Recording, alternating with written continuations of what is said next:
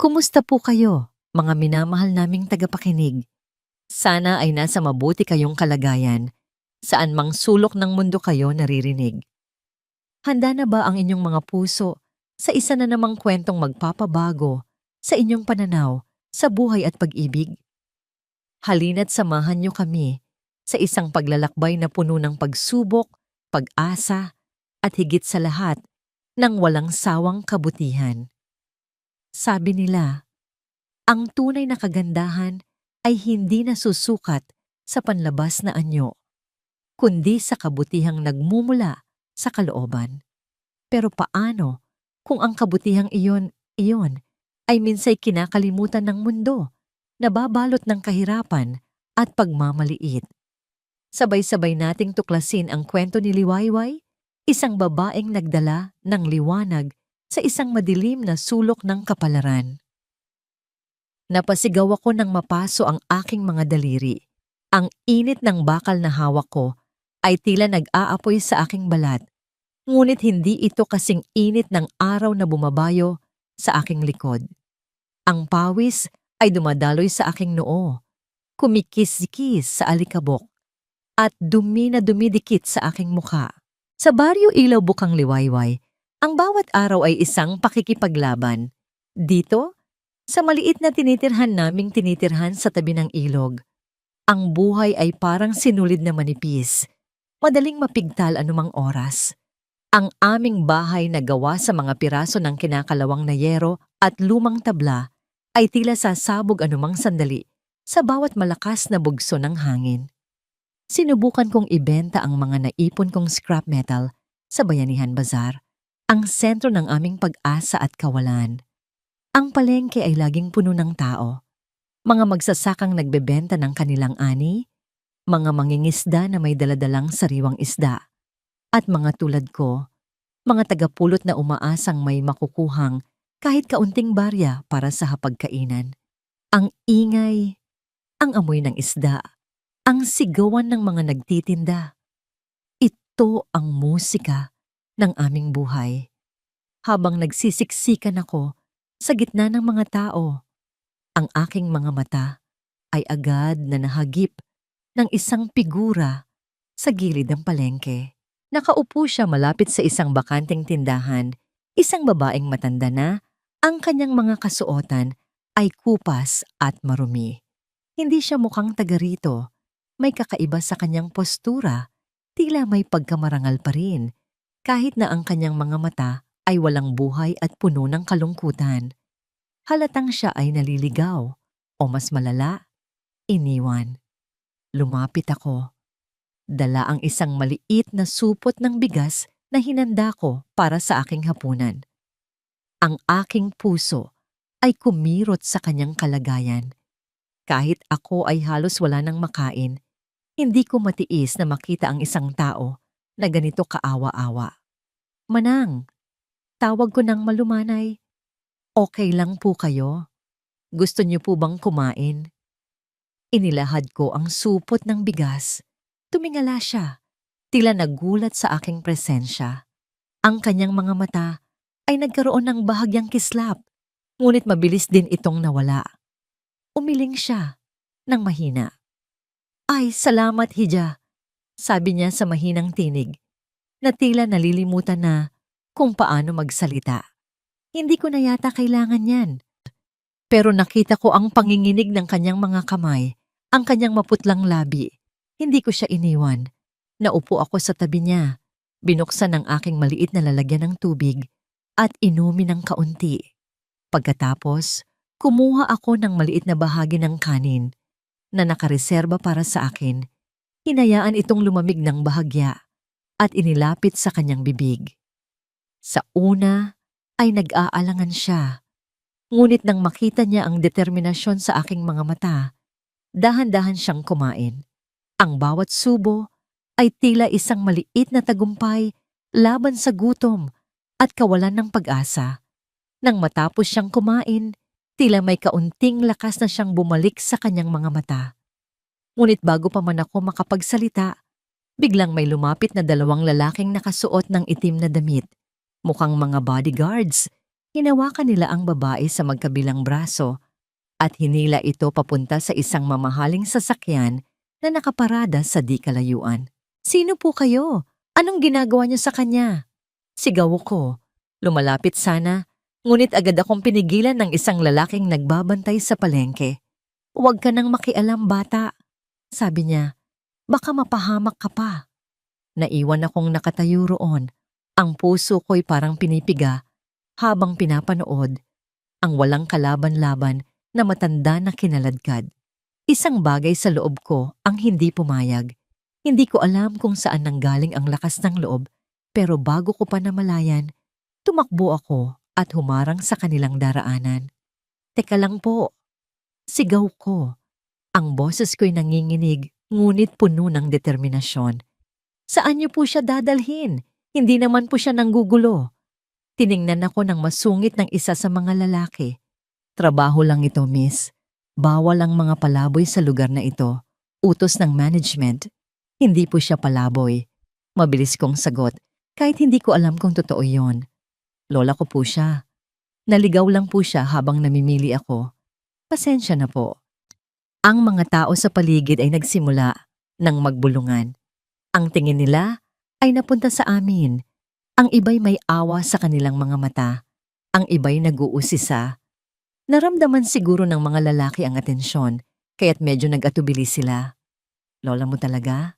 tanong ng isa. Tila nagdududa.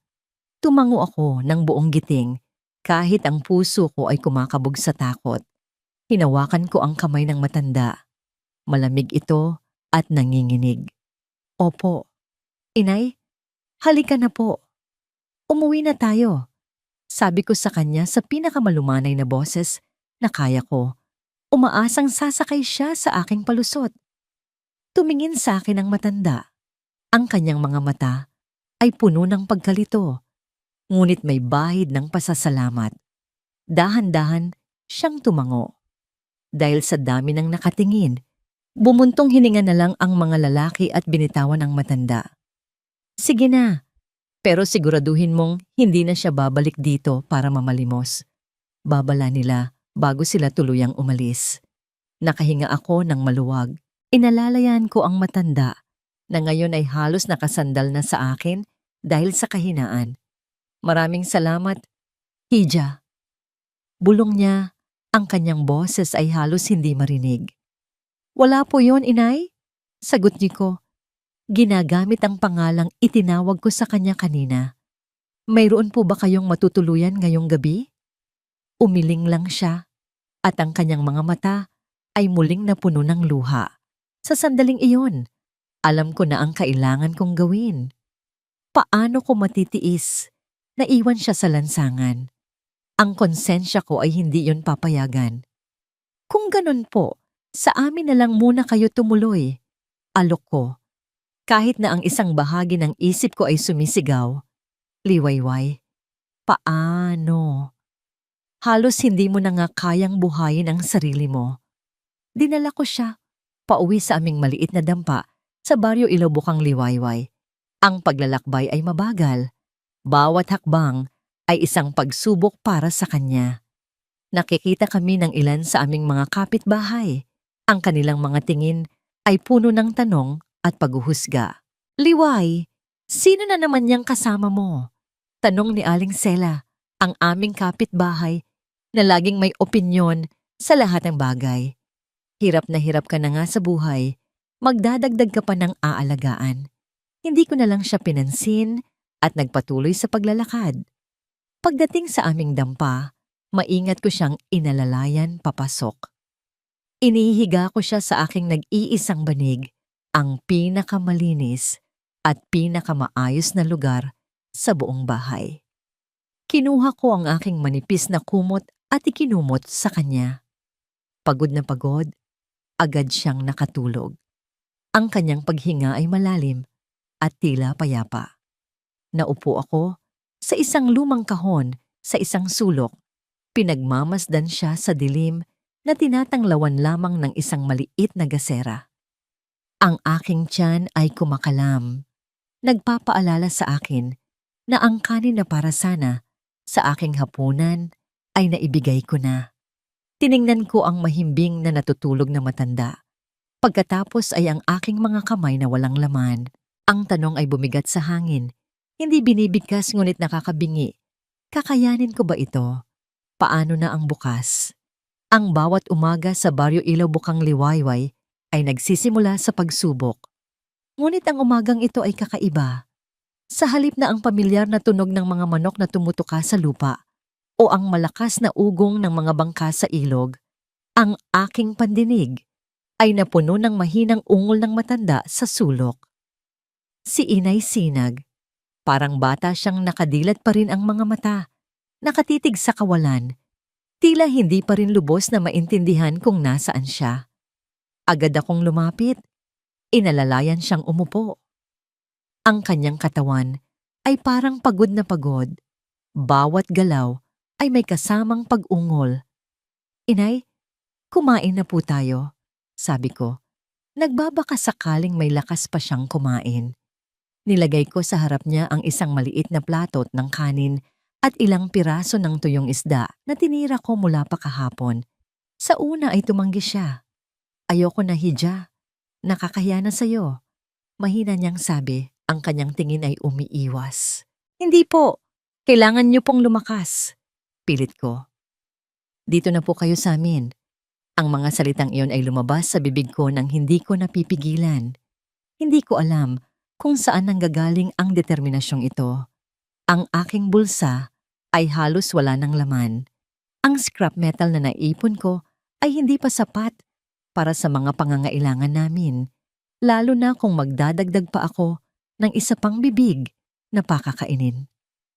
Ngunit sa tuwing titingnan ko ang kanyang mga mata, ang kalungkutan doon ay tila kumukurot sa aking puso. Sa wakas, dahil sa aking pagpupumilit, dahan-dahan siyang kumain. Hindi kasing dami ng dati, ngunit sapat na para sabihin kong nagsimula na ang aming maliit na paglalakbay. Pagkatapos kumain, sinubukan kong linisin ang kanyang damit. Nakita ko ang maliliit na batik ng lupa, ang mga punit na tila nagmula sa mahabang paglalakbay. Habang hinuhugasan ko ang kanyang damit sa ilog, napansin ko ang isang maliit na detalye sa laylayan nito. Isang burda ng maliit na ibon na may hawak na sanga. Tila hindi ito tugma sa mga damit ng isang ordinaryong matandang palaboy. Inay, tanong ko nang bumalik ako. Hawak ang basang damit. Sino po ba talaga kayo? Napatingin siya sa damit, pagkatapos ay sa akin. May kakaibang lungkot sa kanyang mga mata na tila may gustong sabihin ngunit hindi makapagsalita. Matagal na yan, Hija. Sabi niya, ang boses ay halos hindi marinig. Isang alaala na lang. May mga sandaling tila naglalaro ang kanyang isipan. Minsan, habang nag-iigib ako ng tubig, narinig ko siyang bumulong ng pangalan. Elena. Pagkatapos ay tila bumalik siya sa pagiging wala sa sarili.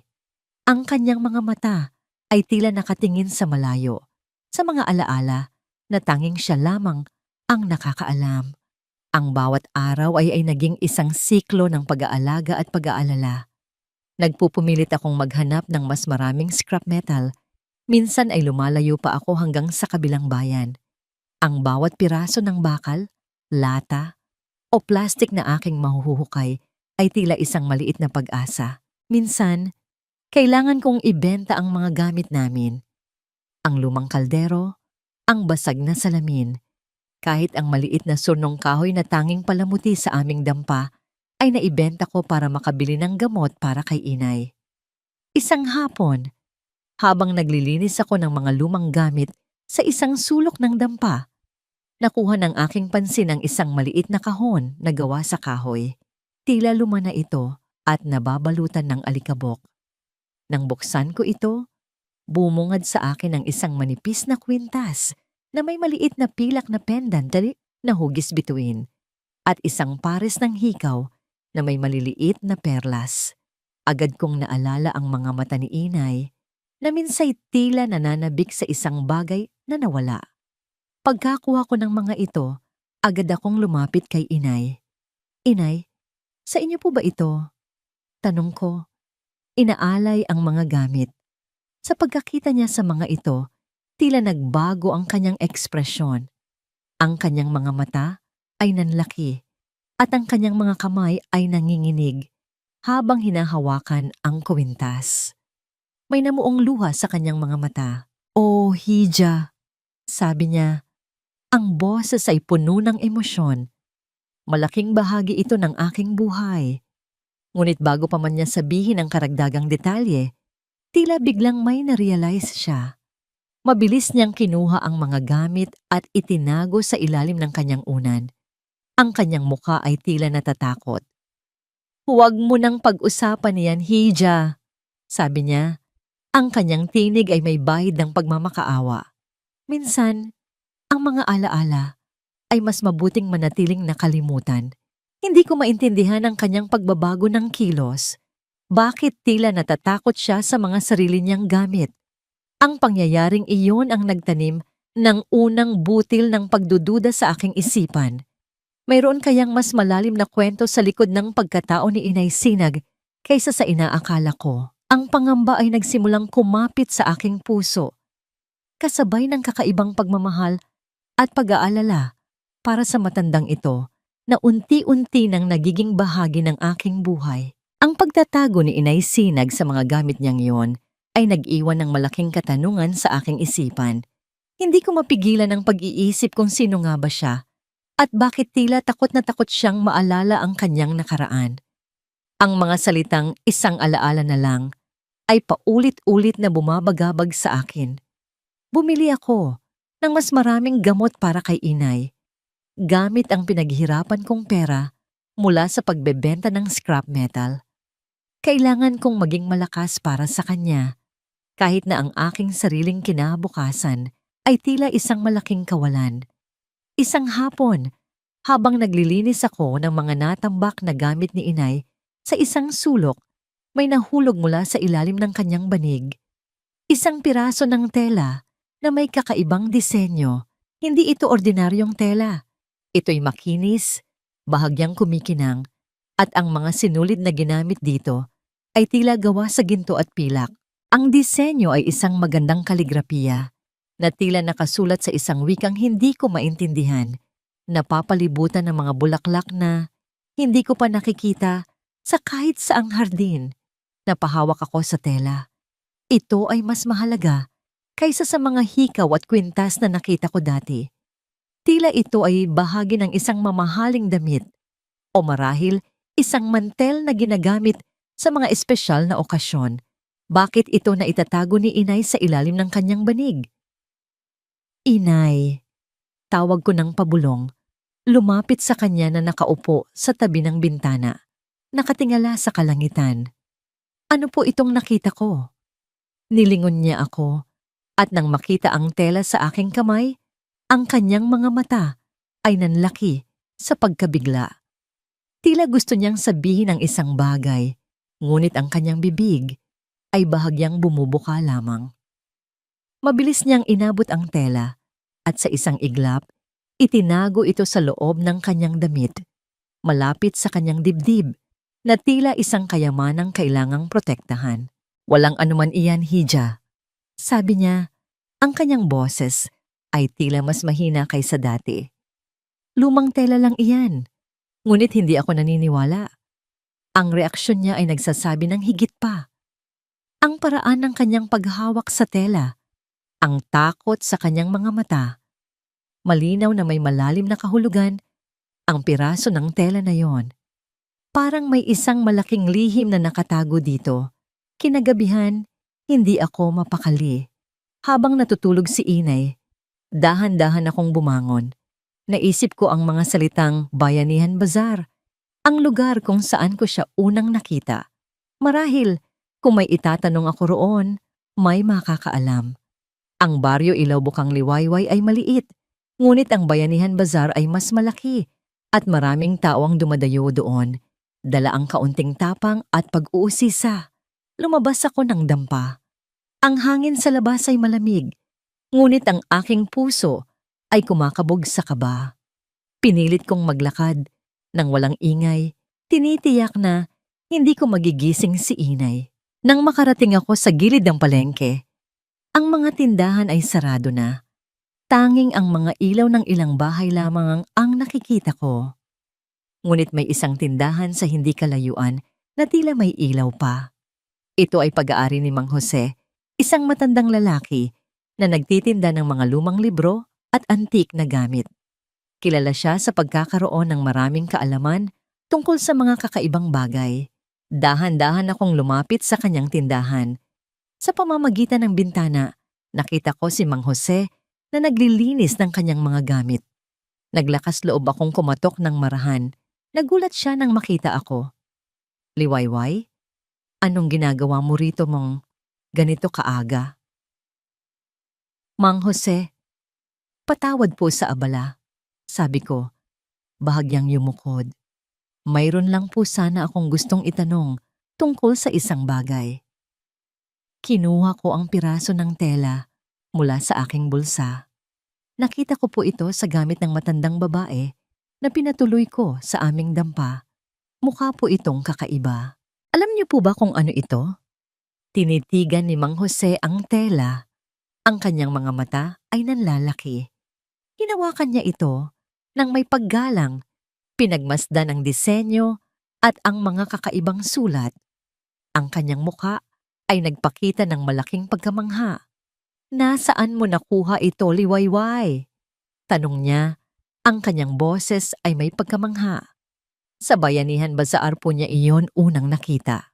Sabi ko, ngunit mukhang ayaw niyang pag-usapan. Nag-isip si Mang Jose ng malalim. Ang borda na ito at ang mga sulat na ito, hindi ito ordinaryo. Sabi niya, ito ay simbolo ng isang sinaunang pamilya dito sa probinsya namin. Isang pamilya na minsan ay napakayaman at makapangyarihan, ngunit nawala na lang na parang bula ilang dekada na ang nakalipas. Sinasabi ng mga lumang kwento na sila ay may malaking lupaing tinatawag na Hacienda Liwanag. Hacienda Liwanag? Ang pangalang iyon ay tila may kakaibang tunog. Isang bagay na tila pamilyar, ngunit hindi ko matukoy kung saan ko narinig. Hacienda Liwanag? Ulit ko. Mayroon po bang ibang impormasyon, Mang Jose? Umiling siya. Kaunti na lang ang nakakaalam tungkol sa kanila, Hija. Sabi nila, nagkaroon daw ng malaking hidwaan sa pamilya at ang ilan sa kanila ay napilitang umalis o naglaho. Pero ang ganitong klasing tela, ito ay para lamang sa mga may mataas na katayuan nung araw. Ang mga salita ni Mang Jose ay nagbigay ng kakaibang kaba sa aking dibdib. Ang pagiging taga-baryo Ilawbukang Liwayway ay parang isang malaking distansya mula sa Hacienda Liwanag. Ngunit ang piraso ng tela sa aking kamay ay tila nagdudugtong sa dalawang mundo na yon.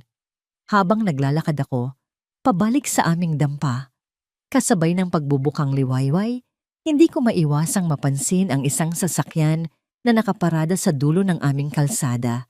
Hindi ito ordinaryong sasakyan. Ito ay malinis, makintab, at mukhang napakamahal. Tila hindi ito bagay sa aming lugar. Sa loob nito, may nakaupo na lalaki. Tila pinagmamasdan ng aming dampa. Nang makita niyang papalapit ako, agad niyang pinaharurot ang sasakyan palayo. Ang pangyayaring iyon ay nagdagdag ng isa pang palaisipan. Sino ang lalaking iyon? Bakit siya naroon? Ang lahat ng ito ay tila hindi nagkataon. Ang pagtatago ni inay, ang piraso ng tela, ang kakaibang sasakyan. Lahat sila ay mga piraso ng isang malaking puzzle na unti-unti kong sinusubukang buuin. At ang pangamba sa aking puso ay lalong lumalaki. Ang mga katanungan ay tila nagiging mas mabigat sa bawat pagdaan ng araw. Ang piraso ng telang may borda, ang pagtatago ni Ainay, at ang misteryosong sasakyan na nakita ko, lahat sila ay tila nagtuturo sa isang bagay na mas malaki kaysa sa aming maliit na baryo. Bumalik ako sa pagpupulot ng scrap metal, ngunit ang aking isipan ay malayo. Paulit-ulit kong iniisip ang mga sinabi ni Mang Jose tungkol sa Hacienda Liwanag. Habang papalubog ang araw, Habang nag-iipon ako ng mga bakal sa tabi ng ilog, isang hindi inaasahang tunog ang pumutol sa katahimikan. Tunog ng mga makina ng sasakyan, mas malakas at mas marami kaysa sa naririnig ko sa bayan. Hindi nagtagal. Isang convoy ng 3 itim na sasakyan na kasing kinang ng mga bagong kabayo ang huminto sa tapat ng aming maliit na dampa. Napatigil ako sa aking ginagawa. Sino ang maaaring bumisita sa aming lugar na ito? At bakit sa harap ng aming dampa? Ang aking puso ay nagsimulang kumabog ng malakas. Mayroon akong masamang kutob. Bumukas ang pinto ng pinakaunang sasakyan, isang mahabang limousine. Bumaba mula roon ang isang babaeng nakaeleganting damit. Ang kanyang buhok ay nakaayos na parang sa mga pelikula. At ang kanyang mga alahas ay kumikinang sa papalubog na araw. Sa kanyang mukha, mayroon siyang malapad na ngiti, ngunit ang kanyang mga mata ay tila malamig at mapanuri. Kilala ko siya. Siya ang babaeng nakita ko sa Bayanihan Bazaar. Ang babaeng nagmamadaling kinuha si Inay Sinag.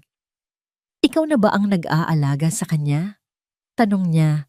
Ang kanyang tinig ay mataas at may bahid ng pagmamataas. Hindi niya ako tinawag sa pangalan. Tila hindi man lang niya ako kilala. Napasagot ako. Ako po si Liwayway. Siya po si Inay Sinag. Ano po ang kailangan niyo? Ang kanyang nangiti ay tila lumawak, ngunit sa paraang hindi kaaya-aya.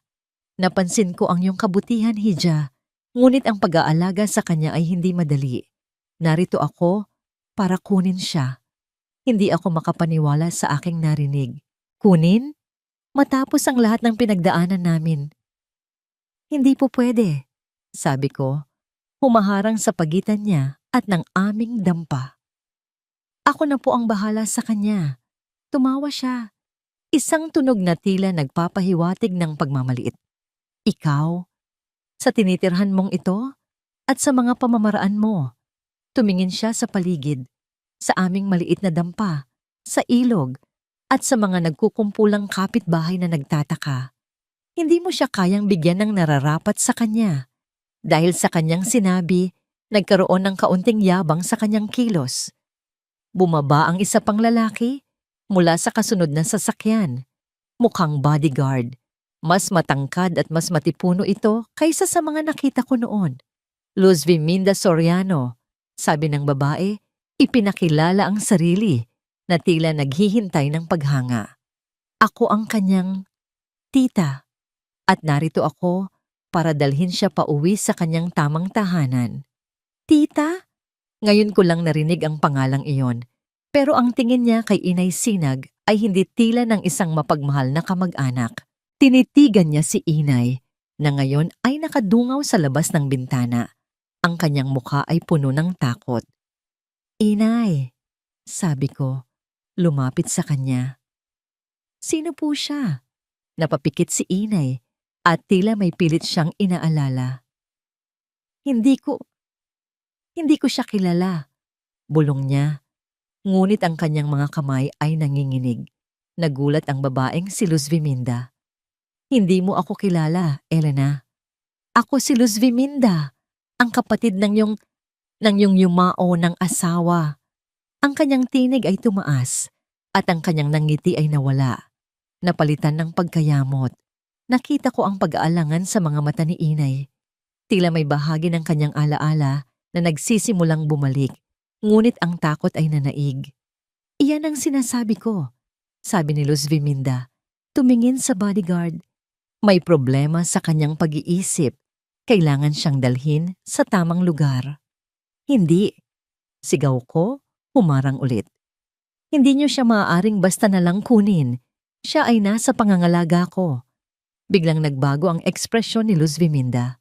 Tila ang kanyang pasensya ay nauubos na. Tumawa siya ng mapait. Ikaw?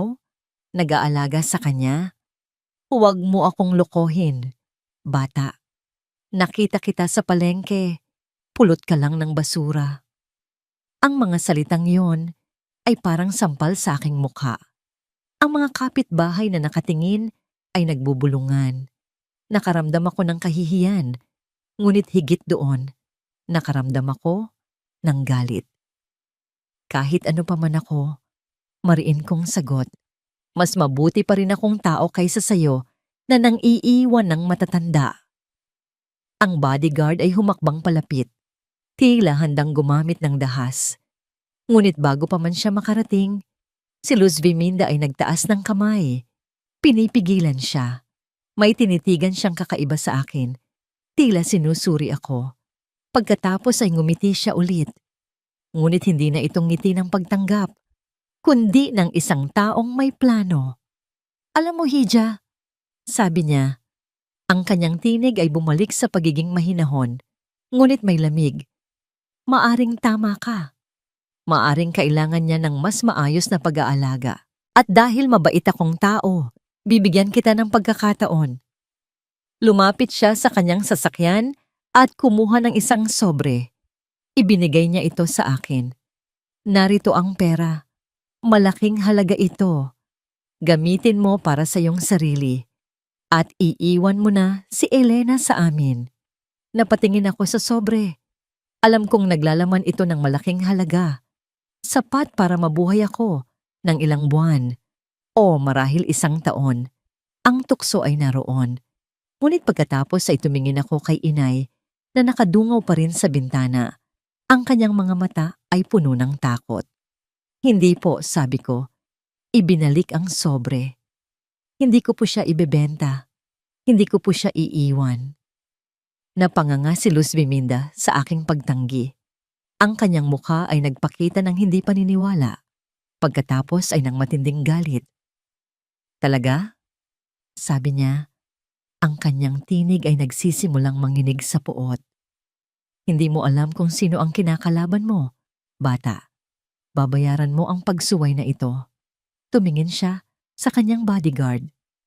Kunin niyo siya at dalhin niyo si Elena sa akin, agad-agad. Muli akong kinabahan, ngunit hindi ako umatras. Sa aking tabi, narinig ko ang mahinang tinig ni inay. Liwayway.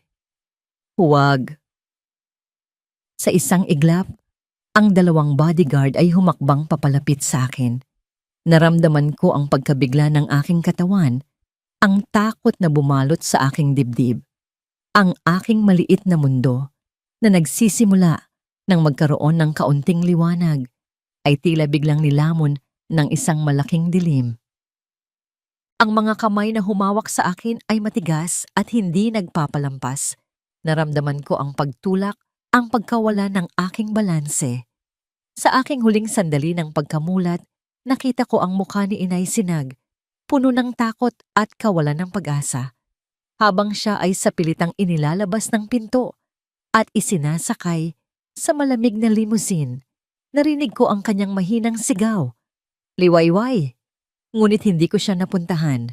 Naramdaman ko ang lupang tumama sa aking likod. Ang alikabok at dumi ay dumikit sa aking damit at balat. Nang lumingon ako, nakita ko si Luz Viminda na nakangisi, tila nasisiyahan sa kanyang tagumpay. Ang bodyguard ay nakatayo sa kanyang tabi. Ang ekspresyon ay walang emosyon. Bumalik sila sa sasakyan at sa isang iglap, ang mga makintab na sasakyan ay umalis. Iniwan akong mag-isa sa gitna ng kalsada, kasama ang mga nagbubulungang kapitbahay. Ang aking mundo ay biglang nagbago. Ang maliit na pag-asa na nagsimulang sumibol sa aking puso ay biglang pinatay. Naramdaman ko ang pagkabigo, ang kawalan ng katarungan, at ang matinding kalungkutan. Umiiyak ako, hindi dahil sa sakit ng aking katawan, kundi dahil sa sakit sa aking puso. Si Inay, nawala na naman siya. At sa pagkakataong ito, alam kong mas mahirap na siyang mabawi.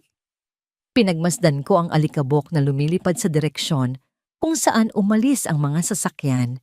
Ang aking mga kamay ay nakakuyom. Ang aking mga ngipin ay nagkakalagkit sa galit. Paano sila nagawa iyon? Paano nila nagawang sirain ang isang maliit na kapayapaan na nagsisimula ng mabuo? Habang nakaupo ako roon, ang aking isipan ay naguguluhan. Kailangan kong gumawa ng isang bagay. Hindi ko maaaring hayaan na lang ito. Ngunit ano? Ako ay isang simpleng tagapulot ng basura. Sila ay may mga mamahaling sasakyan at mga bodyguard. Ano ang magagawa ko laban sa kanila? Sa gitna ng aking pagkalugmok, napansin ko ang isang anino na papalapit. Isang lalaki. Hindi siya tulad ng mga bodyguard ni Luz Viminda. Siya ay nakasuot ng simpleng damit, ngunit may kakaibang presensya. Ang kanyang mukha ay nakatitig sa akin na may bakas ng pag-aalala at pagkakakilala. Dahan-dahan siyang lumapit. "Okay ka lang ba?" Tanong niya. Ang kanyang tinig ay mahinahon, ngunit may lalim. Tiningnan ko siya. Hindi ko siya kilala. Hindi siya taga rito sa Baryo Ilaw, Bukang Liwayway. Ang kanyang pananamit ay tila mas maayos kaysa sa mga ordinaryong tao sa amin, ngunit hindi kasing elegante ni Luz Viminda. "Sino ka?" Tanong ko. Ang aking tinig ay bahagyang nanginginig. Hindi siya sumagot kaagad. Tila pinagmasdan niya muna ako. Pagkatapos ay tumingin sa direksyon kung saan umalis ang mga sasakyan. "Nakita ko ang nangyari," sabi niya. "Nakita ko kung paano nila kinuha ang matandang babae." Ang kanyang mga salita ay nagbigay sa akin ng kaunting pag-asa. May nakakita pa pala. "Alam mo ba sila?" Tanong ko. Tumayo mula sa lupa. "Kilala mo ba sila?" Tumango siya. May bahid ng lungkot sa kanyang mga mata. "Kilala ko sila. At kilala ko rin siya. Ang matandang babae." Nagpakawala siya ng isang malalim na buntong hininga. "Ako si Ardan Ramirez." Ardan Ramirez. Ang pangalang yon ay tila may kakaibang tunog. Hindi ko pa ito narinig. Ngunit ang pinakanakapukaw sa aking pansin ay ang susunod niyang ginawa. Mula sa kanyang bulsa, kumuha siya ng isang maliit, kupas na piraso ng tela. Napatigil ako. Ang tela. Ito ay may burda ng maliit na ibon na may hawak na sanga sa isang dulo. At ang kakaibang kaligrapiya sa kabilang bahagi. Ang eksaktong kapareho ng telang nakita ko sa gamit ni Inay Sinag. "Saan? Saan mo nakuha yan?" Tanong ko. Ang aking tinig ay halos pabulong. Naglabas siya ng isang maliit na senyum na may halong pighati. "Ito ang tanging naiwan sa akin ng aking lola bago siya nawala." Tumingin siya sa akin. Ang kanyang mga mata ay puno ng pag-asa at pag-aalala. Ang matandang babaeng yon, si Elena. Siya ang aking lola. Napatulala ako. Si Inay Sinag. Ang lola ni Ardan? Ang lahat ng piraso ng palaisipan ay nagsimulang magdikit. Ang hasyenda liwanag. Ang tela. Ang pangalan. Ang misteryosong sasakyan. Hindi ako makapaniwala, sabi ko. Ang aking mga mata ay nanlalaki. Bakit? Bakit sila kinuha ni Luz Viminda? At sino si Luz Viminda? Inilahad ni Ardan ang kanyang kwento. Ang kwento ng isang nawawalang pamilya, ng isang mapanlinlang na kamag-anak, at ng isang lola na nawalan ng lahat. Habang nagsasalita siya, lalo akong nababalot ng damdamin, ang pagkabigla, ang simpatya, at ang determinasyon na tumulong. Ang mundo ko, na tila gumuho lamang ilang sandali ang nakalipas, ay nagsimulang magkaroon ng bagong direksyon. Nakita ko ang pagkabigla sa mga mata ni Liwayway habang tinititigan niya ang piraso ng tela sa aking kamay. Ang bawat salita na aking binibitawan ay tila nagpapatibay sa koneksyon na nagsisimula ng mabuo sa pagitan namin. Isang koneksyon na nakasalalay sa nawalang matandang babae na pareho naming pinapahalagahan. "Ako si Ardan Ramirez." Muli kong sinabi, tinitiyak na maririnig niya ng malinaw. "Ang apo ni Elena. Siya ang aking lola." Napahawak si Liwayway sa kanyang dibdib, tila hindi makapaniwala. Ang kanyang mga mata ay puno ng luha, hindi na lamang ng lungkot, kundi ng pag-asa at pagkalito. "Imposible," bulong niya. Paano nangyari ang lahat ng ito?"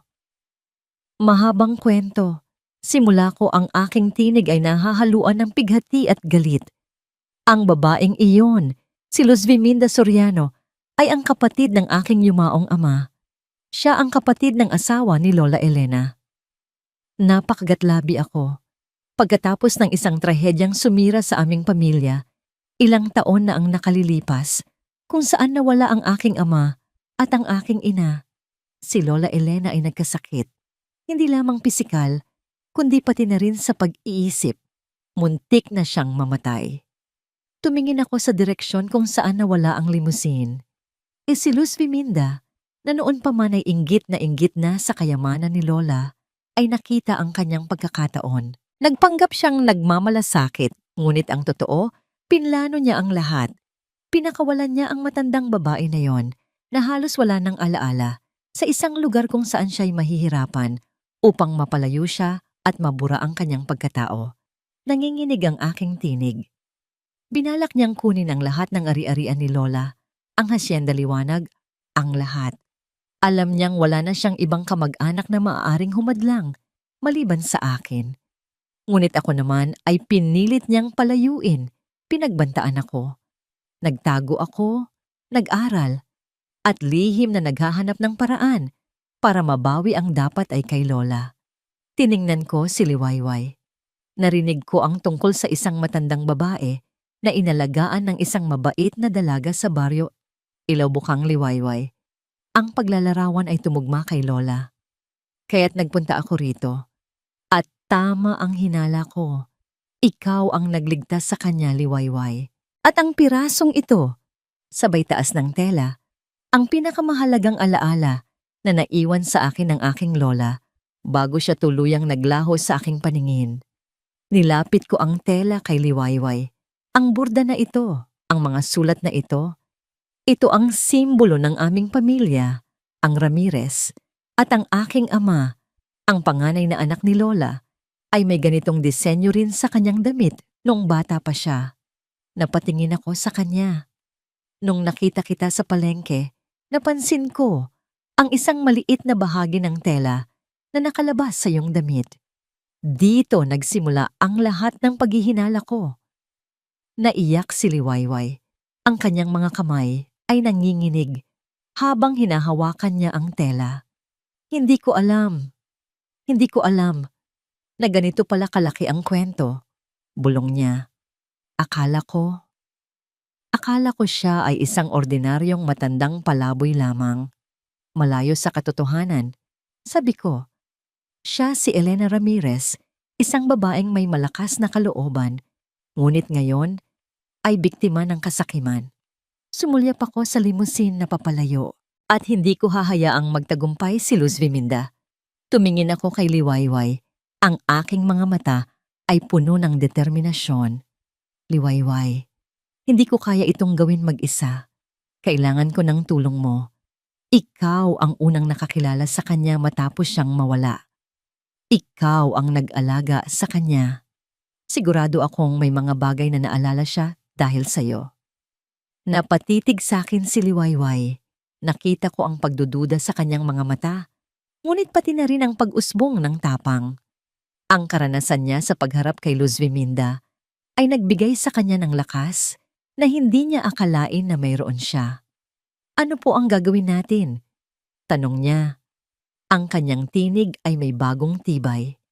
Ngumiti ako, isang ngiting puno ng pag-asa. Magtutulungan tayo. Ibabalik natin si Lola Elena sa kanyang tahanan. Ibabalik natin ang dapat na sa kanya.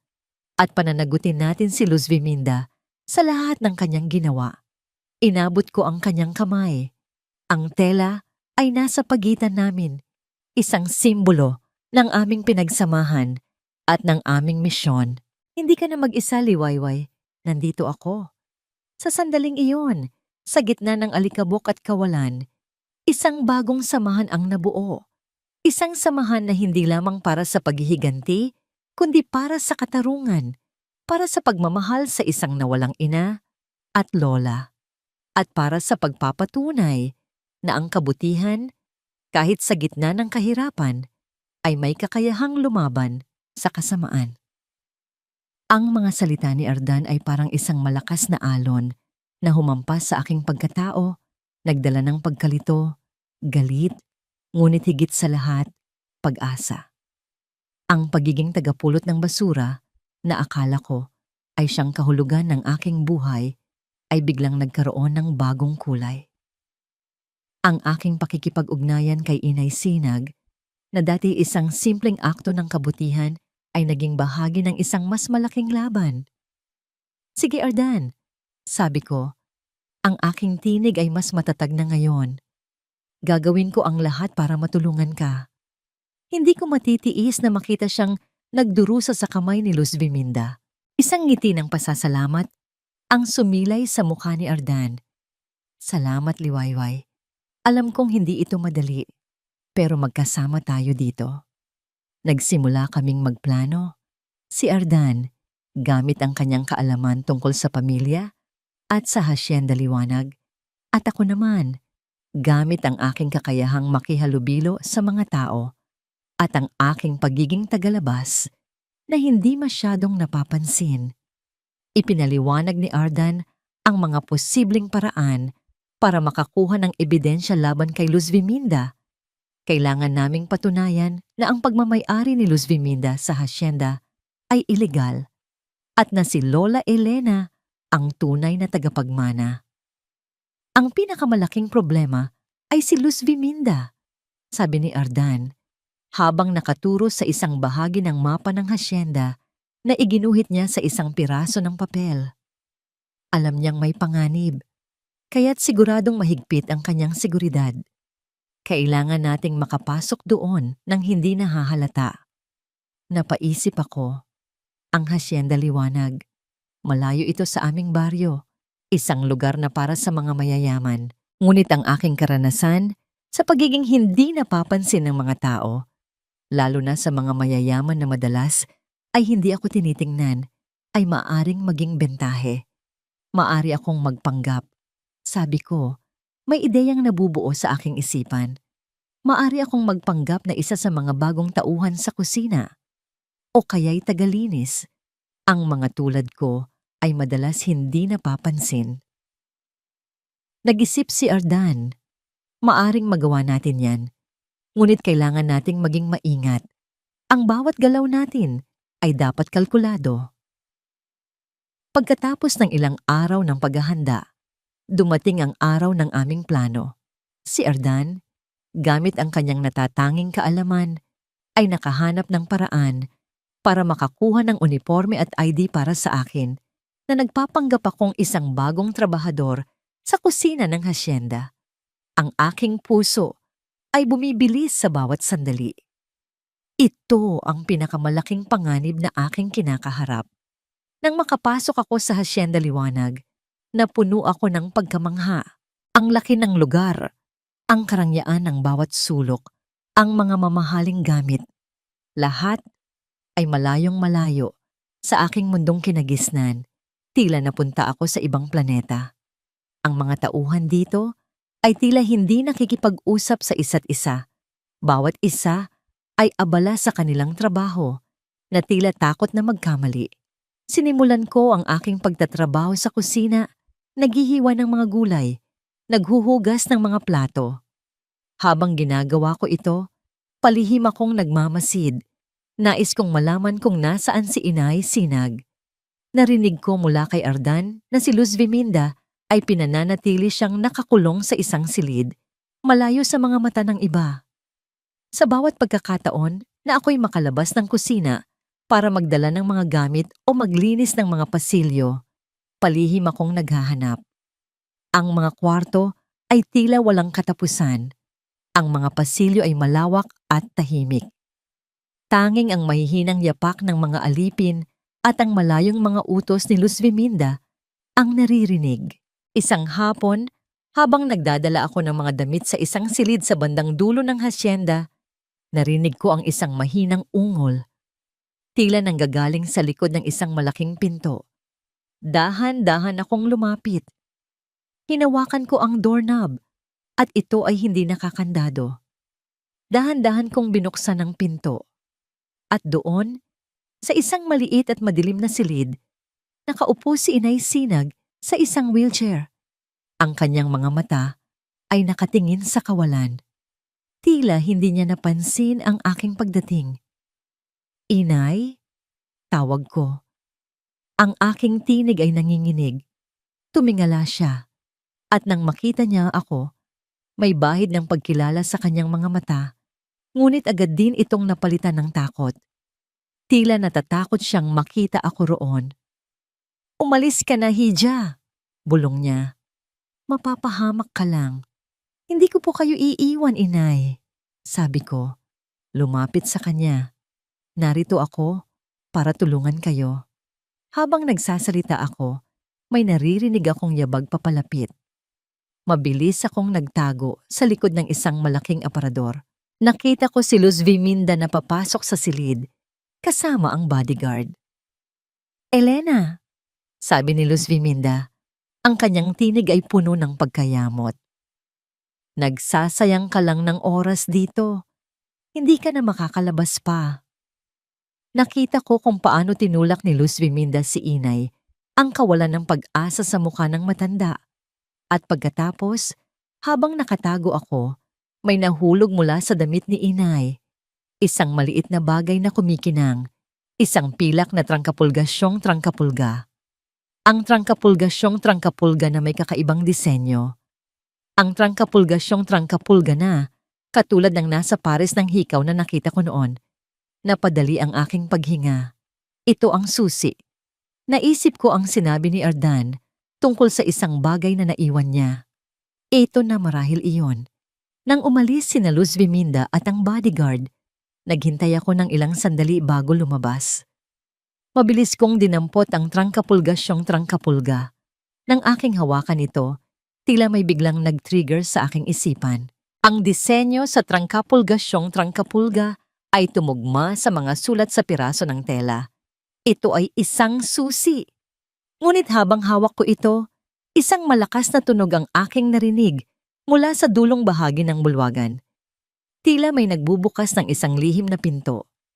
At pagkatapos, narinig ko ang isang pamilyar na boses na sumisigaw ng pangalan ko. Liwayway! Ang tunog ng aking pangalan ang nagpabalik sa akin sa realidad.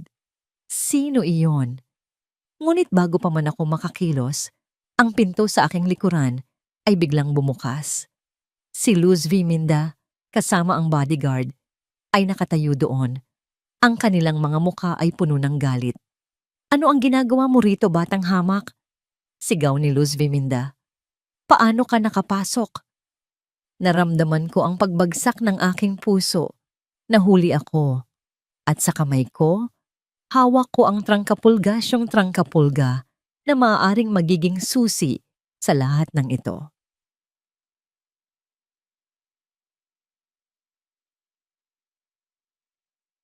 Ang pagkakahuli ni Liwayway ay isang malaking dagok sa aming plano. Nang marinig ko ang sigaw niya, agad akong tumakbo patungo sa direksyon na yon, ngunit huli na ako. Nakita ko si Luz Viminda. Ang kanyang mukha ay puno ng galit, at si Liwayway ay na nakahawak sa isang maliit na bagay. Ang kanyang mga mata ay puno ng takot. Ano yan? Sigaw ni Luz Viminda. Itinuturo ang hawak ni Liwayway. Agad na inagaw ng bodyguard ang trangkapulgasyong trangkapulga. Tila kinilala ito ni Luz Viminda. Iyan ang susi. Naisip ko ang sinabi ni Liwayway tungkol sa lihim na pinto. Ito na ang pagkakataon. Habang nagkakagulo, mabilis akong kumilos. Kumuha ako ng isang malaking florera at ibinato sa isang malapit na bintana. Bumagsak ito na may malakas na ingay. Ano yon? Sigaw ni Luz Viminda. Nalingunan ang pinanggalingan ng ingay. Ito ang pagkakataon ni Liwayway, ngunit hindi ito naging madali. Sa pagkabigla, natulak siya ng bodyguard. Bumagsak siya at kasabay nito, may narinig kaming sigaw mula sa hagdanan. Lumingon kaming lahat. Nakita namin si Inay Sinag na tila nagtangkang bumaba mula sa itaas ng hagdanan, ngunit sa kanyang pagmamadali, nawalan siya ng balanse. Bumagsak siya, ang kanyang katawan ay gumulong pababa sa mga baitang. Inay! Sigaw ko at kasabay noon, si Liwayway. Agad kaming tumakbo patungo sa kanya. Si Luz Viminda, sa halip na tumulong ay sumigaw, Ikaw! Ikaw ang may gawa nito. Itinuro niya si Liwayway. Sinadya mong itulak ang matanda. Hindi! Sigaw ni Liwayway, umiiyak. Hindi ko po ginawa yan. Ngunit ang mga salita niya ay hindi narinig ni Luz Viminda. Magsisinungaling ka pa. Nakita ko kung paano ka lumapit sa kanya kanina. Napakaraming kasinungalingan ang kanyang sinasabi, mga salitang walang basihan, ngunit sa gitna ng kaguluhan, tila naniniwala ang mga bodyguard. Isama niyo siya. Utos ni Luz Viminda.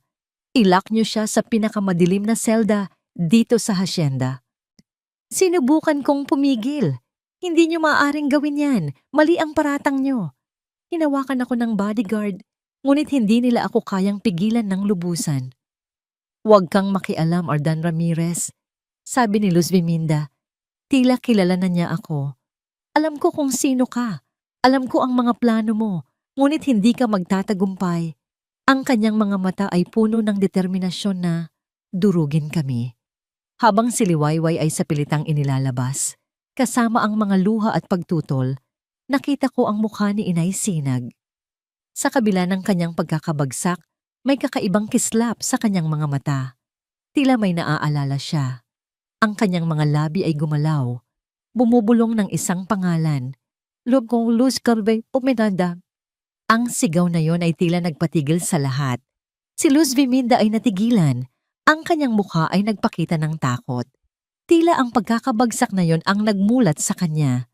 Ngunit hindi ito sapat. Ang mga bodyguard ay hindi nagatubili. Hinila nila si Liwayway palayo. Ang kanyang mga sigaw ay unti-unting nawala sa malalayong pasilyo ng hasyenda. Naiwan akong nakatayo roon, nakatingin sa hagdanan kung saan nakahandusay ang aking lola at sa direksyon kung saan dinala si Liwayway. Wala na si Liwayway. Si Lola Elena ay malubhang nasaktan. Ang hasyenda liwanag na dapat ay tahanan ni Lola ay naging kulungan. Ang mga plano namin ay tila nawasak sa isang iglap. Tila lahat ay nawala. Sa gitna ng aking kawalan ng pag-asa, napansin ko ang isa pang bagay na nahulog mula sa damit ni Inay nang siya ay bumagsak. Isang maliit na susi na may kakaibang disenyo. Tila ito ang susi na tinutukoy ni Liwayway. Ang susi na nahulog mula sa kanya kanina. Napulot ko ito. Ito ay mas maliit kaysa sa trangkapulgasyong trangkapulga. Ngunit ang disenyo ay tila tumutugma sa mga sulat sa tela ng aming pamilya. Ito ang nawawalang piraso. Ito ang maaaring magbukas ng lihim na pinto na binanggit ni Liwayway. Tumingin ako sa mga mata ni Lola Elena. Nakikita ko ang pakiusap doon. Tila sinasabi niya sa akin na huwag sumuko. Ang puso ko ay puno ng pighati, ngunit ang aking isipan ay nagsimulang magplano muli. Kahit na tila lahat ay nawala, mayroon pa akong isang huling pag-asa. Ang susi na ito at ang mga alaala ng aking ama, ang tanging magtutulak sa akin. Ang kadiliman ng hasyenda liwanag ay tila lumukob sa aking kaluluwa. Ang makita si Liwayway na inilalayo, ang pagkakabagsak ni Lola Elena, ang mga kasinungalingan ni Luz Viminda, lahat ng iyon ay parang mga suntok na nagpapabagsak sa akin. Ang plano namin ay nagkawatak-watak. Ang hasyenda, na dapat sana ay lugar ng pagbabalik ni Lola, ay naging tagpuan ng aming kabiguan. Ngunit habang nakatayo ako roon, hawak ang maliit na susi na nahulog mula kay Lola. Isang tinig ang bumulong sa aking isipan, ang tinig ng aking ama. Ardan, sabi niya noon, bago siya tuluyang nawala. Ang bawat hamon ay may solusyon. Kailangan mo lang hanapin ang tamang susi. Ang mga salitang yon ay tila bumalik sa akin ngayon. Ang susi na hawak ko, ang lihim na pinto na binanggit ni Liwayway. Ang piraso ng tela na may mga kakaibang sulat. Ang lahat ng ito ay tila nag-uugnay. Hindi ko maaring pabayaan si Liwayway. Hindi ko maaring pabayaan si Lola. Hindi ko maaring hayaan si Luz Biminda na magtagumpay. Kailangan kong kumilos. Kailangan kong bumalik sa hasyenda. Sa paglubog ng araw, habang ang hasyenda ay nababalot ng kadiliman, nagsimula akong maglakad pabalik. Gumamit ako ng ibang ruta, isang daan na mas madilim at mas mapanganib, upang hindi ako mapansin. Ang aking puso ay bumibilis sa bawat hakbang, puno ng pangamba, ngunit puno rin ng determinasyon. Nang makarating ako sa likuran ng gusali, malapit sa silid kung saan nakita ni Liwayway si Lola, sinimulan kong hanapin ang anumang pahiwatig ng isang lihim na pinto. Sinuri ko ang mga dingding, ang mga lumang cabinet, ang mga nakatagong sulok. Wala akong makitang kakaiba. Napabuntong hininga ako. Baka mali ang aking hinala. Baka hindi ito ang tamang lugar. Pagkatapos ay naalala ko ang mga sulat sa tela. Ang disenyo ng susi. Tumingin ako sa paligid. Sa isa sa mga lumang pader, mayroon akong napansin na isang kakaibang pattern na tila bahagi ng disenyo ng tela, ngunit hindi ko napansin noon. Ito ay nasa isang bahagi ng pader na tila nakalimutan na. Lumapit ako. Dahan-dahan kong inilapit ang susi sa pattern. Sa aking pagkamangha, ang susi ay tila eksaktong tumutugma sa isang maliit na uka sa pattern. Dahan-dahan, inikot ko ang susi. Isang mahinang tunog ang narinig ko. Isang mekanismo ang gumana sa loob ng pader. Dahan-dahan, isang bahagi ng pader ang umurong na nagbubunyag ng isang madilim na lagusan sa likod nito. Napakagatlabi ako. Ito na nga, ang lihim na pinto. Pumasok ako sa lagusan, dala ang aking maliit na flashlight. Ang hangin sa loob ay malamig at maalinsangan na tila matagal nang hindi nabubuksan. Ang lagusan ay humahantong sa isang maliit na silid na tila isang lumang imbakan. Sa gitna ng silid, may isang mesa na puno ng mga lumang dokumento at isang malaking baul. Dahan-dahan kong binuksan ang baul. Sa loob nito, natagpuan ko ang mga papeles na tila mga lumang titulo ng lupa, mga sertipiko ng pagmamay-ari at isang lumang diyaryo. Binuksan ko ang diyaryo. Ang sulat ay tila pamilyar. Ang sulat ng aking lolo, ang ama ni Lola Elena. Ito ang kanyang talaarawan. At sa bawat pahina, naroon ang katotohanan. Ang diyaryo ay naglalaman ng lahat. Ang tunay na pagmamay-ari ng Hacienda Liwanag, ang mga transaksyon na ginawa ng aking lolo, at ang mga plano niya para sa kinabukasan ng pamilya. Ngunit higit sa lahat, naroon ang mga detalye tungkol sa paglikha ng isang lihim na testamentong legal na nagsasaad na ang lahat ng ari-arian ay mapupunta kay Lola Elena. At pagkatapos sa kanyang mga tagapagmana, mayroon ding mga ebidensya na nagpapakita kung paano ginawa ni Luz Biminda ang mga pekeng dokumento matapos ang pagkawala ng aking ama upang maangkin ang lahat. Naramdaman ko ang panginginig ng aking mga kamay habang binabasa ko ang mga ito.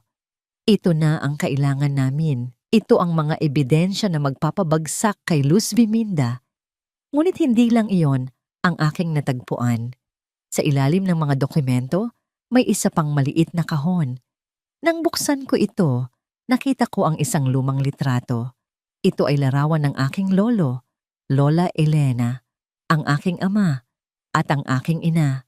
Lahat sila ay masaya. Nakangiti sa harap ng Hacienda Liwanag noong ito'y bago pa lamang. Sa likod ng litrato, may sulat mula sa aking ama. Para sa aking anak Ardan, nakasulat doon. Kung mababasa mo ito, ibig sabihin ay wala na ako. Ngunit huwag kang matakot. Nasa iyo ang lakas ng ating pamilya. Gamitin mo ang mga ebidensyang ito para ipaglaban ang nararapat.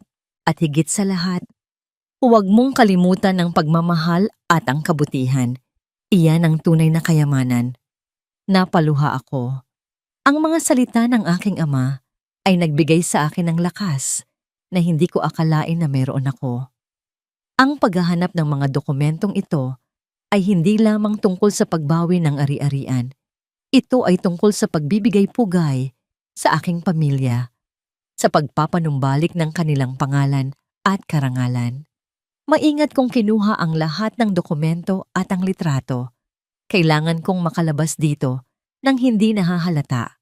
Ngunit habang papalabas ako ng lagusan, may narinig akong yapak. Sino ka? Isang tinig ang narinig ko.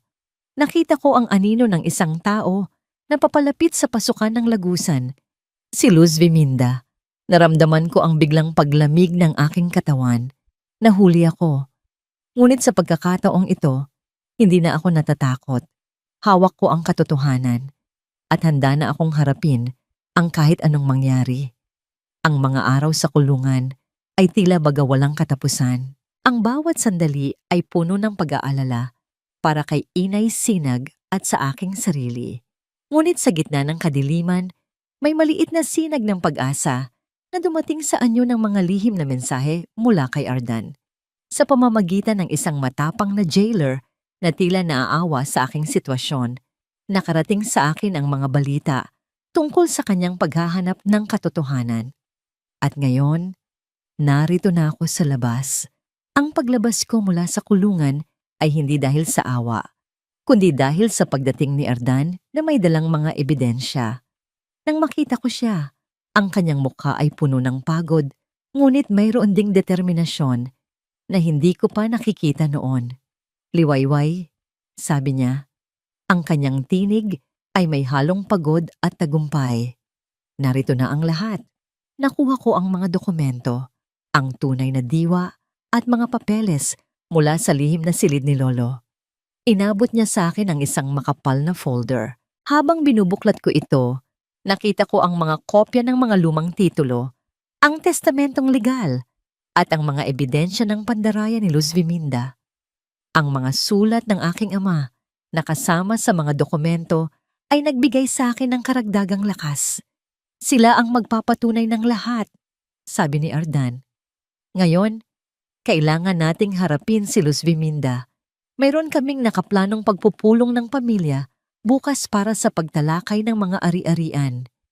Ito ang perpektong pagkakataon. Tumango ako. Ang takot ay naroon pa rin, ngunit hindi na ito ang nangingibabaw. Napalitan na ito ng tapang at ng pagnanais na makamit ang katarungan. Tiningnan ko si Ardan at sa kanyang mga mata, nakita ko ang parehong determinasyon. Kailangan nating maging handa, sabi ko. Si Luz Viminda ay hindi basta-basta susuko. Alam ko, sagot ni Ardan. Ngunit sa pagkakataong ito, hindi niya tayo magagawang lokohin. Mayroon na tayong katotohanan sa ating panig. Pagkatapos ng aming pag-uusap, naghiwalay kami.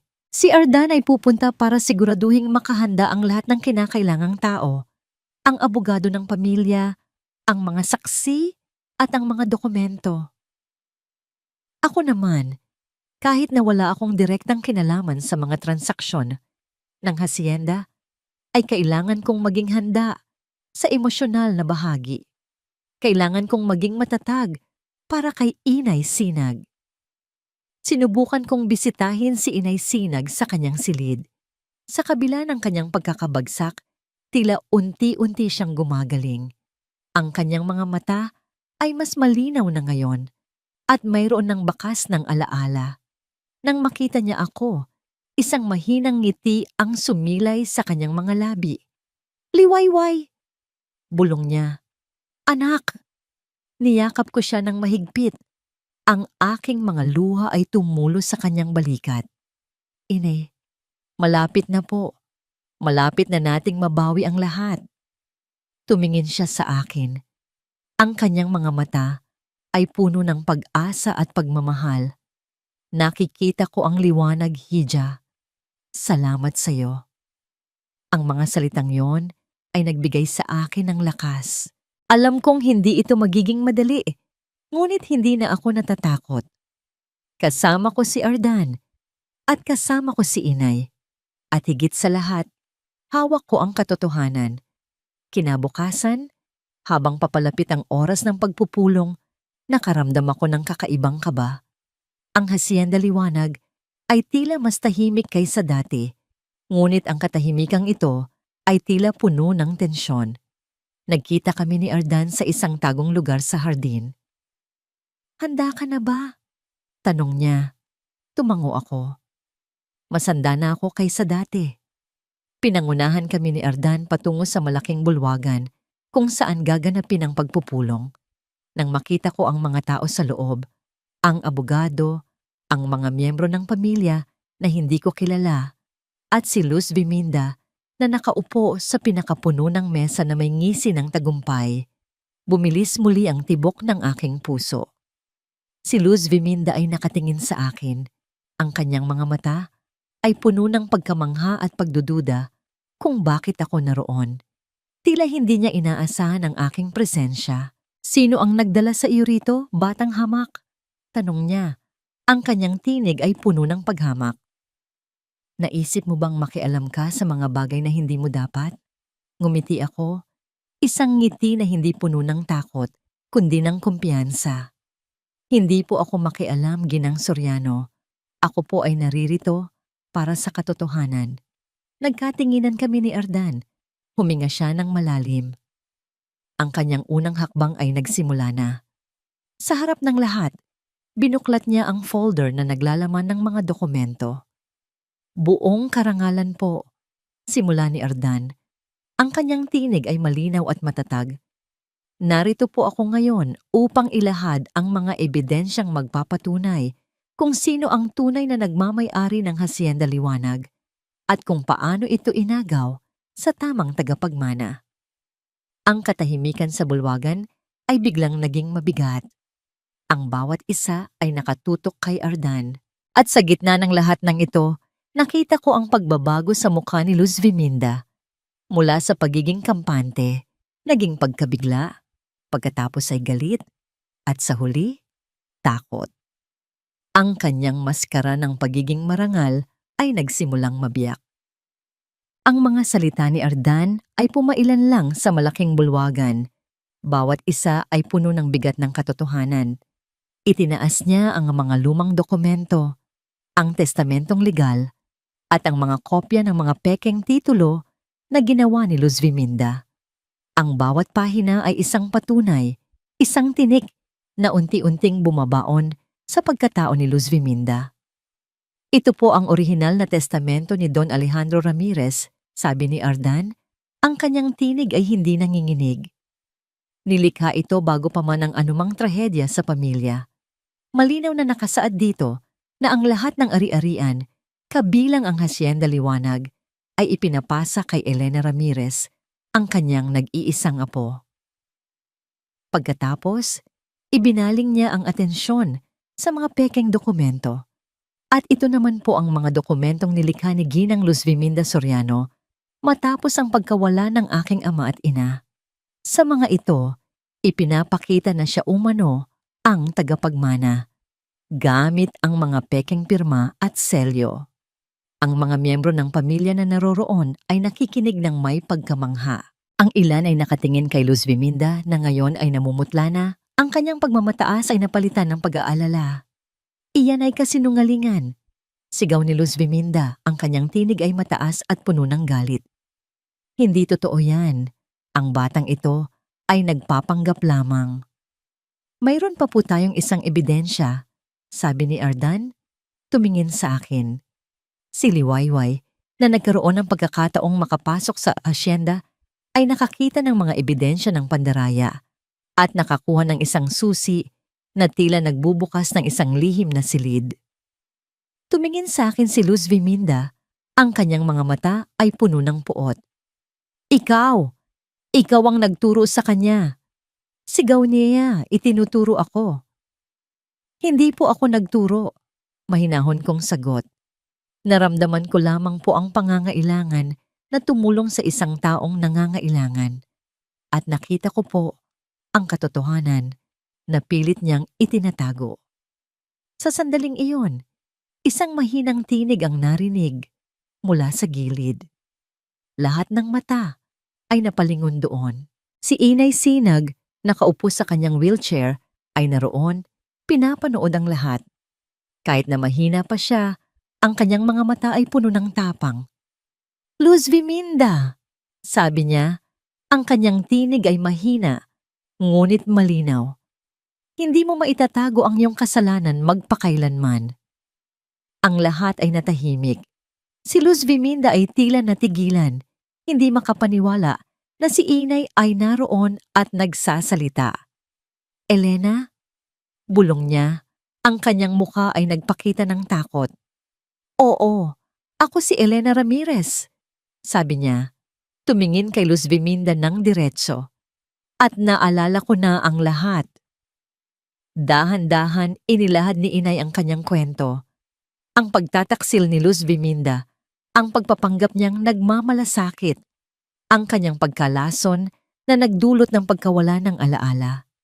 Ang bawat salita niya ay parang patak ng patalim sa puso ni Luz Viminda. Inalagaan mo ako, sabi ni Inay. Ang kanyang tinig ay puno ng pighati. Pero ang kapalit pala ay ang pagkuha sa lahat ng aking pag-aari. Ang pagtapon sa akin na parang isang basura. Hindi na nakayanan ni Luz Viminda ang lahat. Sumigaw siya. Hindi! Hindi ko ito ginawa. Ang batang ito ang nagsisinungaling. Ngunit ang mga salita niya ay hindi na pinaniwalaan ng sinuman. Ang mga dokumento ni Ardan, ang mga salaysay ni Inay Sinag, at maging ang mga nakakita sa kanya na nagpapalayas kay Inay noon ay sapat na. Ang abogado ng pamilya, na ngayon ay nakatayo na, ay nagsalita. Batay sa mga ebidensyang inilahad at sa pag-amin din ng nakasaksi sa mga pangyayari, malinaw na si Ginang Luz Viminda Soriano ay nagkasala sa pandaraya, panloloko at pag-agaw ng ari-arian. Ang mga pulis na kasama ni Ardan ay pumasok na sa bulwagan. Tila inasahan na nila ito. Si Luz Viminda ay napaluhod, ang kanyang pagmamataas ay nawala. Napalitan ng kawalan ng pag-asa. Ang kanyang mga bodyguard ay inaresto rin. Habang inilalayo si Luz Viminda, ang kanyang mga mata ay nagtama sa akin. Wala na ang dating paghamak, tanging ang kawalan ng pag-asa ang nakikita ko. Pagkatapos ng kaguluhan, lumapit sa akin si Ardan. Tapos na, sabi niya. Ang kanyang tinig ay puno ng ginhawa. Nakuha natin ang katarungan. Ngumiti ako, ang aking puso ay puno ng kaluwagan. Tumingin ako kay Inay Sinag, na ngayon ay pinapalibutan ng mga miyembro ng pamilya na nakakilala sa kanya. May mga luha sa kanyang mga mata, ngunit ito ay luha ng kaligayahan. Liwayway, sabi ni Inay, hinawakan ang aking kamay. Salamat. Sa iyo, nagkaroon ako ng pangalawang buhay. At sa iyo, Ardan, na ibalik mo ang aking pamilya. Tumayo si Ardan sa tabi ko. Hindi lang ikaw ang nakatulong, Inay. Si Liwayway ang naging lakas niya. Sa sandaling iyon, sa gitna ng nagbabalik na liwanag ng Hacienda Liwanag, naramdaman ko ang init. Ang init ng pagkilala, ang init ng katarungan, at ang init ng pagmamahal. Ang aking pagiging tagapulot ng basura ay hindi nakahulugan ng aking pagkatao, kundi isang paalala na ang kabutihan ay laging may kakayahang manalo. Ang mga araw na lumipas matapos ang paglilitis ay tila isang panaginip. Ang Hacienda Liwanag, na dati simbolo ng kasakiman at pagdurusa, ay unti-unting nagbago. Ang mga dating madidilim na pasilyo ay napalitan ng liwanag. Ang mga malamig na dingding ay tila mas mainit na ngayon. Ang lahat ng ito ay dahil sa pagbabalik ni Lola Elena at sa pagdating ni Ardan na siyang nagpapanumbalik ng katarungan. Hindi na ako ang tagapulot ng basura na naninirahan sa tabi ng ilog. Hindi na ako si Liwayway na walang direksyon at pag-asa. Sa tulong ni Ardan at sa suporta ni Lola Elena, nabuksan ko ang aking sariling maliit na tindahan sa bayan. Hindi ito kasing laki ng hasyenda, ngunit ito ay akin. Ito ang aking pangarap na natupad, ang bunga ng aking pagpupunyagi at kabutihan. Ang tindahan ay puno ng mga bagay na aking nakalap mula sa aking dating buhay. Mga antigong gamit, mga pinagtagpi-tagping tela, mga kakaibang bato. Lahat ay binigyan ko ng bagong buhay, tulad ng ginawa ni Ardan at Lola Elena sa akin. Madalas akong dinadalaw ni Lola Elena sa aking tindahan. Sumasakay siya sa kanyang wheelchair o minsan ay may kasama na siyang bagong assistant na in-hire ni Ardan. Ang kanyang mga mata ay puno na ng buhay at ang kanyang mga kwento tungkol sa nakaraan ay hindi na puno ng takot, kundi ng karunungan at pagmamahal. Madalas siyang tumitingin sa mga gamit ko at ngumingiti na tila nakikita niya ang kanyang dating sarili sa aking determinasyon. Liwayway, sabi niya isang araw habang pinagmamasdan niya ang isang lumang sasakyang dekuryente na aking inayos. Nakikita ko ang aking sarili sa'yo noon. Ang pagnanais na magsimula muli, na magbigay ng bagong kahulugan sa mga bagay na tila wala ng halaga. Hindi ko po yun magagawa kung hindi dahil sa inyo, Inay. Sagot ko, hawak ang kanyang kamay. At kay Ardan. Si Ardan, ang lalaking unang nagpakita sa akin ng pag-asa nung akala ko ay katapusan na ng lahat. Siya ang naging sandigan ko, ang aking kasama sa paglaban. At ngayon, siya ang aking minamahal. Ang aming pagmamahalan ay nagsimula sa isang trahedya, ngunit lumago ito sa pagtitiwala, paggalang, at pag-unawa. Madalas kaming magkasama ni Ardan. Minsan, naglalakad kami sa dalampasigan, kung saan ang dating nagtatago si Ardan at nagmamasid. Ang simoy ng hangin ay tila nagdadala ng mga bulong ng nakaraan, ngunit ngayon, ito ay may kasamang pangako ng kinabukasan. Alam mo, Liwayway, sabi niya isang hapon, habang pinagmamasdan namin ang paglubog ng araw. Nung una kitang nakita, akala ko isa ka lang sa mga ordinaryong tao na nabubuhay sa hirap. Pero nagkamali ako. Nakita ko sa iyo ang lakas na hindi kayang bilhin ng kahit anong yaman. Tumingin ako sa kanya, ang aking puso ay puno ng pagmamahal. At ikaw naman, Ardan, nagpakita ka sa akin na kahit sa gitna ng kadiliman, may liwanag pa ring mahahanap. Hinawakan niya ang aking mga kamay. Halika na, may ipapakita ako sa iyo. Dinala niya ako pabalik sa Hacienda Liwanag. Ngunit hindi sa malaking bulwagan, kundi sa isang bahagi ng hardin na tila matagal nang napabayaan. Kasama namin si Inay, na nakangiti at puno ng pag-asa. Ito ang simula ng bago nating buhay, sabi ni Ardan, habang tinatanggal niya ang mga damo at mga tuyong dahon mula sa isang maliit na bahay kubo sa gitna ng hardin. Dito, gagawin natin itong isang lugar kung saan ang lahat ay makakaramdam ng pagmamahal at pag-asa, tulad ng ginawa mo para kay Lola. Sa mga sumunod na linggo, nagtulungan kami. Si Ardan, si Inay, ako, at maging ang ilang mga dating tauhan ng hasyenda na bumalik dahil sa katarungan na ayusin ang lugar. Ginawa naming isang maliit na sentro ng komunidad. May mga bata na naglalaro, mga matatanda na nagbabahagi ng kwento, at mga kabataan na natututo ng mga bagong kasanayan. Ang dating abandonadong kubo ay naging simbolo ng pagbabagong buhay, isang lugar kung saan ang kabutihan ay nagbubunga. Ang Hacienda Liwanag ay hindi na lamang isang simbolo ng nakaraan, kundi isang tahanan para sa marami. Si Inay Sinag ay natagpuan ng kanyang kapayapaan, ligtas sa piling ni Ardan at ng kanyang bagong pamilya. Si Ardan ay naging isang responsableng pinuno na ginagamit ang kanyang yaman para sa ikabubuti ng lahat. At ako si Liwayway, hindi na ang tagapulot ng basura, kundi isang babaeng natuto ng halaga ng sarili, natagpuan ang tunay na pagmamahal, at natutong magbigay ng liwanag sa mundo. Kahit na ito ay nagsisimula lamang sa isang maliit na tindahan at isang kubo sa gitna ng hardin. Isang gabi, habang nakaupo kami ni Ardan sa beranda ng maliit na kubo, pinagmamasdan ng mga bituin, sinabi niya, "Hindi ko akalain na ang lahat ng ito ay magsisimula sa iyo, sa iyong kabutihan." Ngumiti ako. Ang aking puso ay puno ng kapayapaan. Minsan liwayway. Sabi ko, tumitingin sa kalangitan. Ang pinakamaliit na kabutihan ay siyang nagdadala ng pinakamalaking pagbabago. Ang mahalaga ay hindi tayo natakot na magbigay kahit na sa pinakamadilim na oras. Sa ilalim ng kumikinang na mga bituin, magkayakap kami ni Ardan. Hawak ang kamay ng aming minamahal na si Inay. Ang aming paglalakbay ay puno ng pagsubok, ngunit sa huli, natagpuan namin ang aming tahanan, hindi lamang sa isang lugar, kundi sa puso ng isa't isa.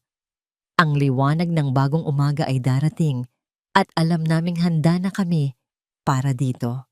At dito nagtatapos ang kwento nina Liwayway at Ardan. Isang napakalaking karangalan po ang makapiling ninyo sa paglalakbay na ito. Sa bawat salita na aking isinulat, sa bawat emosyong aking inilahad, naroon ang pangarap na makapagbigay ng isang kwentong hindi lamang magpapakilig, magpapaiyak, o magpapaisip sa inyo, kundi higit sa lahat ay magbibigay ng pag-asa.